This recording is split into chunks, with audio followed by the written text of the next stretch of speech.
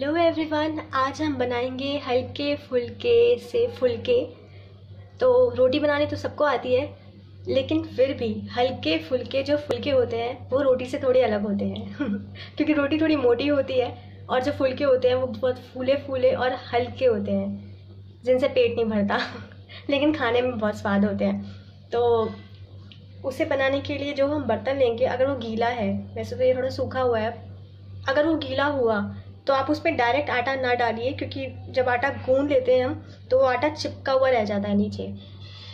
तो इसलिए उससे पहले आप थोड़ा सा उसमें पानी डाल दीजिए। अब आटा डालेंगे तो जो आटा जब आप पूरा गूंद लेंगे तो बर्तन आपको एकदम साफ ऐसा ही मिलेगा, आपको नीचे आटा चिपका हुआ नहीं मिलेगा। तो हम आटा ले लेते हैं अब। और जब आप आटा गूंदने से पहले हाथ धोते हैं साबुन से, तो थोड़ा सा आटा ना हाथ पे लेके, गीले हाथों पे लेके आप उससे भी हाथ धो लीजिए, ताकि जो साबुन की खुशबू है ना वो हाथों में ना आए। आटा गूंदते समय बहुत अजीब लगती है फिर।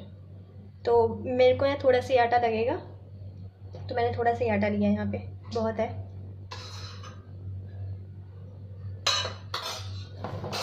तो शुरू करते हैं। पहले जो पानी था हम उसी को हल्का सा मिक्स कर लेते हैं। अब मिक्स तो नॉर्मली करेंगे आप ऐसे ऐसे करके। अब आटा गूंदते समय ध्यान रखिएगा कि कभी भी पानी इकट्ठा एक साथ मत डालिएगा, क्योंकि फिर लेवी सी बन जाती है। थोड़ा सा पानी ले लेके यूज़ करिए और उसको अच्छे से ऐसे फिंगर्स के बीच से निकालते हुए मसलिए। फिर थोड़ा सा पानी लीजिए, फिर ऐसे पोर कीजिए और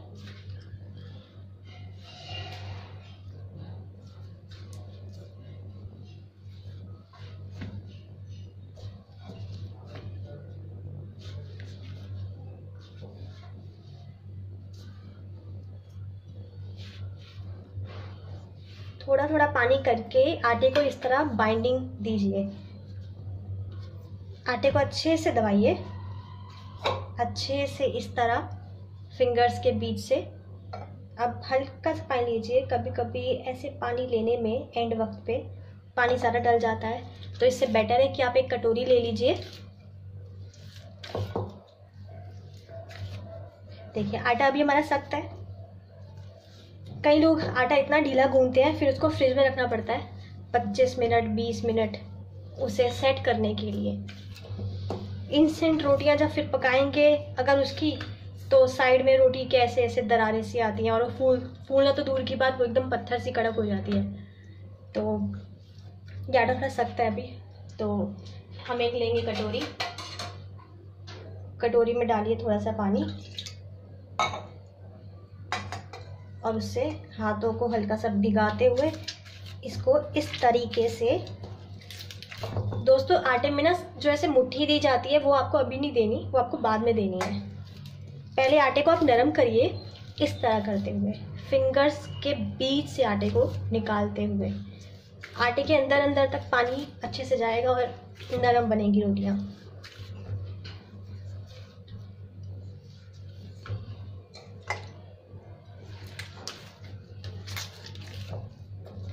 वैसे ये आटा मैंने बहुत थोड़ा लिया है, क्योंकि मुझे इसकी ज़्यादा ज़रूरत थी नहीं। अगर आप ज़्यादा अमाउंट का आटा लेते हैं तो बहुत जल्दी हो जाता है, बहुत जल्दी वो नरम होता है। और फिंगर्स के साथ अगर आप इस तरह उसे ज़ोर लगा लगा के करेंगे तो बहुत जल्दी गूंद भी जाता है।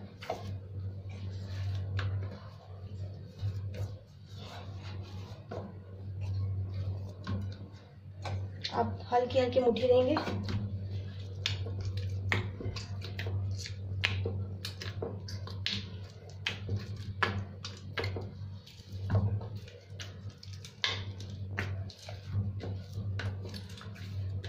उसके बाद फिर से फिंगर्स से ऐसे ऐसे करेंगे, फिंगर्स के बीच से आटे को निकालते हुए, मसलते हुए।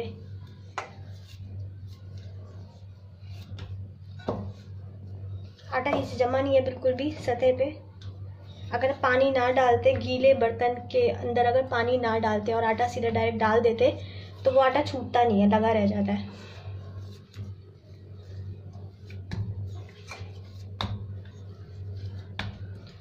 ऐसे आटे को नरम करिए फिंगर्स के साथ ही बहुत अच्छा आटा गूंदा जाता है।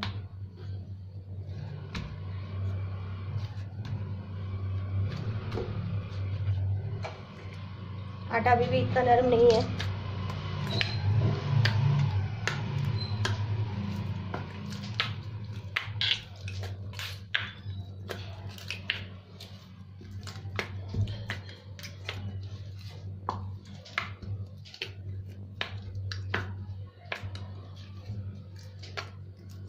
थोड़ा सा पानी और लेंगे, बस ये डन है फिर।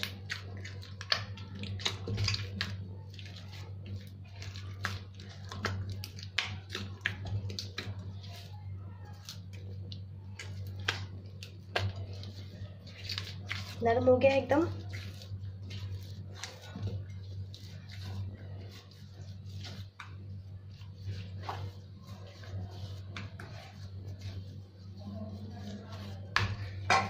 आटा परफेक्ट जब गूंथता है ना तो इसकी एक ही पहचान है, ये ज़्यादा ढीला नहीं है। कई लोग इतना ढीला गूंथते हैं, इसको फिर फ्रिज में रखो, सेट करो। तो आटे को जब आप दबाएंगे ना फूलता हुआ ऊपर आता है।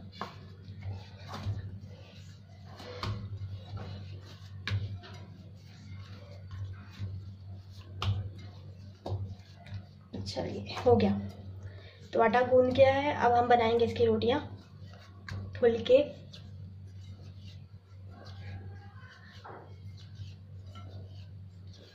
आटे को इस तरह ऐसे करते हुए गोल कर रही हूँ मैं। अगर आप ये ना भी करें तो भी चलेगा, कोई ज़रूरी नहीं है।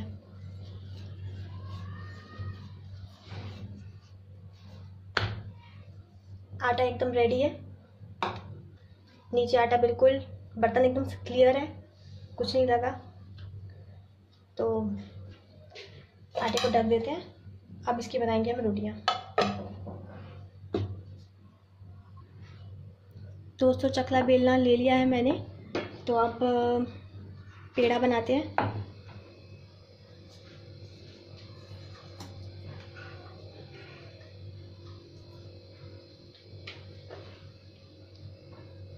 नॉर्मल आटे की एक लोई लीजिए, छोटी भी ले सकते हैं अगर छोटी रोटियां बनानी है आपने। मैंने मीडियम साइज़ का लिया है, ना ज़्यादा बड़ा है ना ज़्यादा छोटा है। नॉर्मल घुमा के इसे गोल कीजिए, आटे के डिब्बे में रखिए,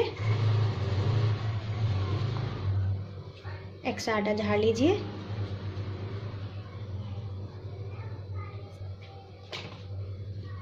अब प्यार से बीच में रखते हुए हल्के हाथों से इसे घुमाइए। ऐसे घुमाइए जैसे हल्का सा आप इसे ऐसे रोल कर रहे हैं।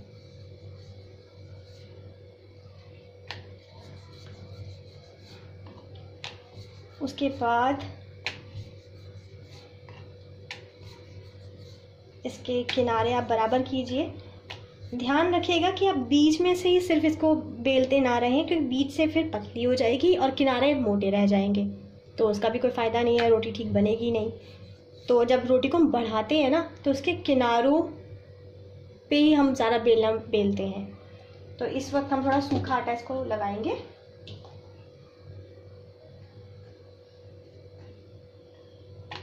सूखा आटा लगा के इसके किनारों पे ज़्यादा बेलन रखते हुए, मतलब ज़्यादा हल्का सा दबाव देते हुए इसे बढ़ाइए। इसे गोल शेप देने की कोशिश कीजिए।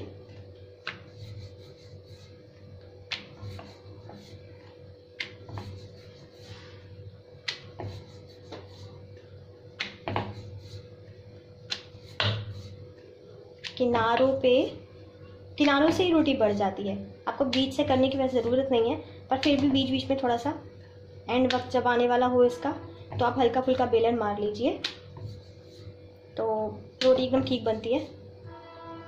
पर ध्यान रखिए कि आप शुरुआत किनारों से ही करिए।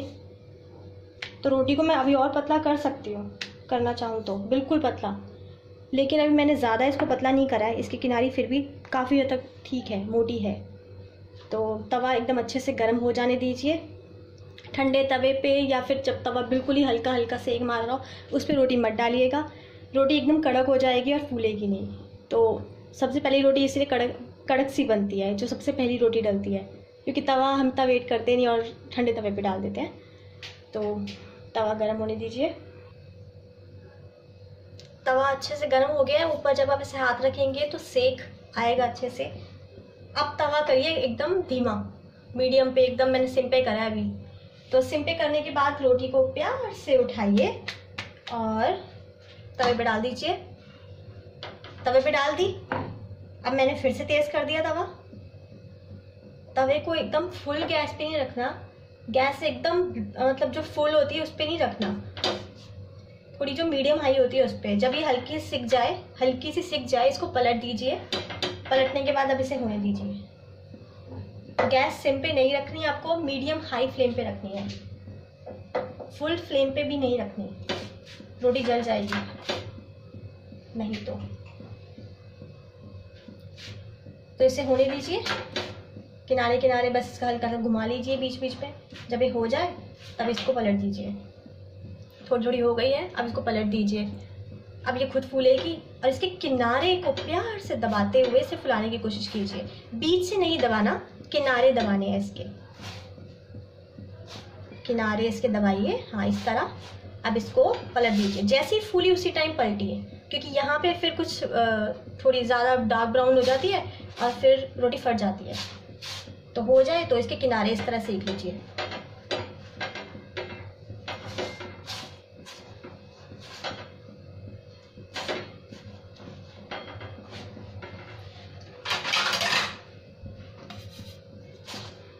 तो हमारा फुल्का तैयार है, फूला हुआ है एकदम। अब ये धीरे धीरे नीचे जाएगा, नरम बना है एकदम। तो आइए अब दूसरी रोटी भी आपको मैं बेल के दिखा दूँ। तो इसे भी हम प्यार प्यार से हल्के हाथों से बेलेंगे।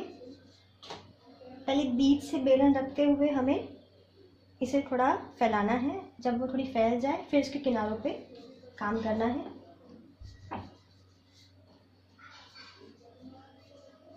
बस याद रखिए, जब ये चिपकने लग जाए ना इस पे, तो इसके किनारों पे काम करना शुरू कर दीजिए। सबसे शॉर्टकट रास्ता है ये। हल्का सा सूखा आटा लगाएं।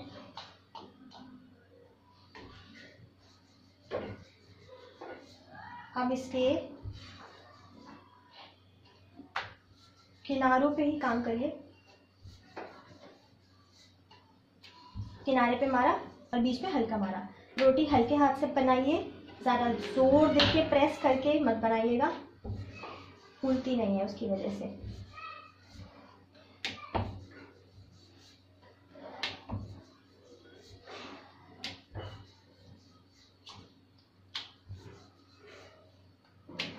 तो ये रोटी मेरी बहुत पतली हुई है, ये वाली।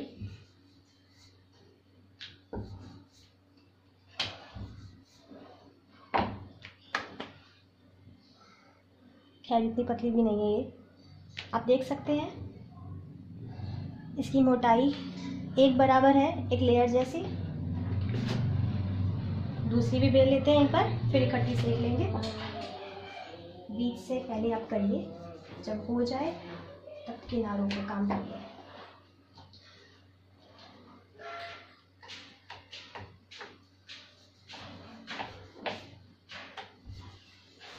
एक बात का ध्यान रखिए, जब तवे पे डालने का टाइम आता है तो रोटी के ऊपर सूखा आटा मत लगाइए। जैसे रोटी आपने इतनी बढ़ा दी, फिर चिपकने लग गई, फिर आपने सोचा चलो सूखा आटा लगा देते हैं, तो रोटी के ऊपर लगा रह जाता है और वो कड़क हो जाता है।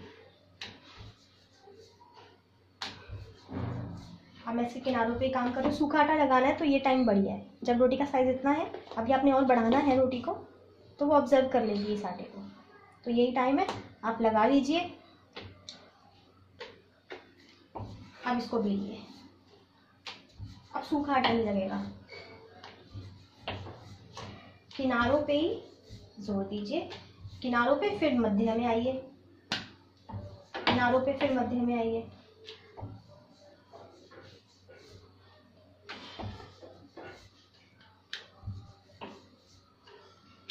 किनारे पे रखी, फिर आपने इस तरह बेली। बीच में भी बेलन मारना है, हल्के हाथों से ही मारना है, ज़्यादा दबाव नहीं देना रोटी पर। तो रोटी बिल गई है अब हमारी। आइए अब हम इसे सेक लेते हैं। आइए, तो आप रोटी का एक बार देख सकते हैं कि किनारे इसके एकदम बराबर है। ये रोटी थोड़ी पतली बेली है मैंने, वरना इतनी थिकनेस होती है रोटी की जो आप नॉर्मली खाते हैं। इसकी थिकनेस इतनी नहीं है, इसकी थिकनेस काफ़ी हद तक बहुत पतली है, पर ये फिर भी फूलेगी और एकदम हल्की बनेगी।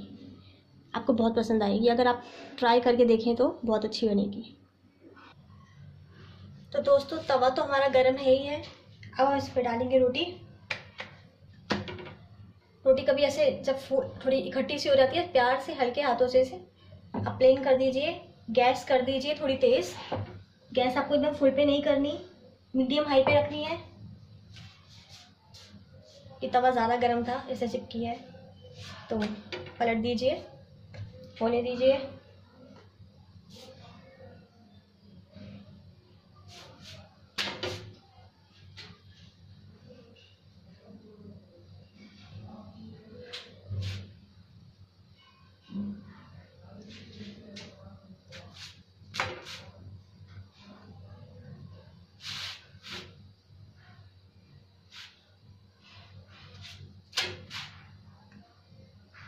हर किनारे पे सेक लगवा रही हूँ मैं, इसे घुमा घुमा के। जब ये हो जाए तो इसको पलट दीजिए। पहले तो अपने आप फूलेगी, जब ये फूलना शुरू कर दे इसके प्यार से किनारे दबाइए, हल्के हाथ से दबाइए, ज़्यादा प्रेस नहीं करें, हल्के हाथों से प्यार प्यार से। फिर बीच से दबाइए, बस हल्की सी फूली है, उसी टाइम आप इसे पलट दीजिए। फिर इसके बीच से हल्के हाथों से दबाइए, फूल गई। तो अब आप इसे किनारे इस तरह सेक लीजिए। गैस पर, एकदम डायरेक्ट गैस पर लोग ऐसे रोटी बनाते हैं, वो बहुत नुकसान करती है, गैस बन जाती है उससे पेट में। ऐसी रोटी नहीं खाते, डायरेक्ट गैस पे एकदम बना के नहीं खानी चाहिए रोटी है, क्योंकि ये जो गैस होती है इतनी सेफ भी नहीं होती, पर फिर भी चलो खाना तो पक्की गैस पे। तो तवा ही इस्तेमाल कीजिए, एक ज़रिया रखिए उस गैस और इसमें थोड़ा अंतर का। तो दोस्तों रोटी हमारी तैयार है, आइए इसे भी उतार लें। रोटी फूली फूली बनी है, आप देख सकते हैं, गुब्बारे की तरह, और हर जगह से सेकी है। तो आइए हम दूसरी रोटी भी सेक लेते हैं। तवा ज़्यादा गर्म है, पहले आप गैस थोड़ी धीमी कीजिए। ये थोड़ी मोटी है, आप इसकी थिकनेस देख सकते हैं, थोड़ी सी मोटी है ये, और छोटी भी बनाई है। तो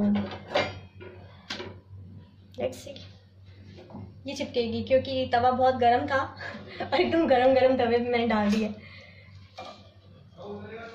ये देखिए, डालते सारी हो गई थी तो इसलिए चिपकी। जब ऐसा हो जाए तो उसी टाइम इसे किसी से उतार लीजिए। अब गैस कीजिए थोड़ी तेज़, गैस तेज़ करके रोटी को भूलिए मत, बस रोटी पे हाथ चलता रहना चाहिए, वरना ये सड़ जाती है।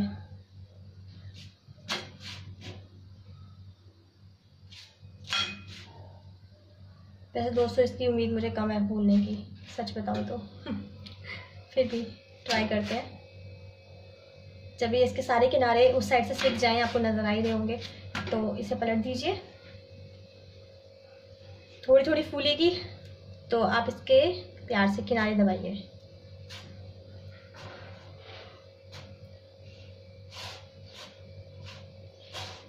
दबाव ज़्यादा लगा नहीं कि रोटी फट जाएगी, मतलब कहीं ना कहीं से फट जाएगी ये और वहाँ से भाप निकलेगी, तो रोटी फूलती नहीं है। अब जैसे फटी है कहीं से तो इसकी भाप निकल रही है,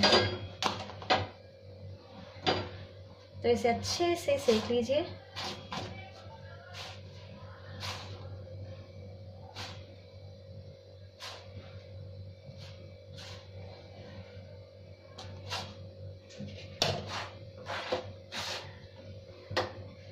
तो ये भी सही बनी है, एकदम रड़ी हुई बनी है बल्कि थोड़ी, और ये भी फूली फूली नरम ही बनी है।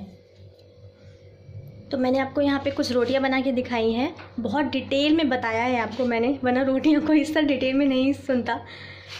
सबको आती है रोटियाँ बनानी, लेकिन जो एकदम नए नए किचन में अभी शुरू हुए हैं तो उनके लिए बहुत बढ़िया है, वो इससे हेल्प ले सकते हैं। ये रोटी बहुत नरम है, कूली कूली है, सारी फूली फूली बनती हैं।